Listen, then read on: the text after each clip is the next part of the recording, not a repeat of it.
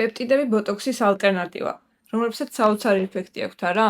დღეს ძირითადად პეპტიდებს მხოლოდ ანტიასაკობრივი მიზნით იცნობენ. რეალურად პეპტიდები განსხვავდებიან მოქმედების მექანიზმით და თუ სწორად არჩევა არ ვიცით, მაშინ ის შედეგიც არ დადგება, რასაც ველოდებით და ფულსაც ტყუილად ხარჯავთ. პირველი გვაქვს სასიგნალო პეპტიდები, რომლებიც რთავენ კოლაგენისა და ელასტინის სინთეზის მექანიზმს და ეს გამოიხატება კანის ელასტიურობის გაუმჯობესებაში და თვითონ შეფუთვაზე, შეგიძლიათ მოძებნოთ როგორც პალმიტოილ პენტაპეპტიდები.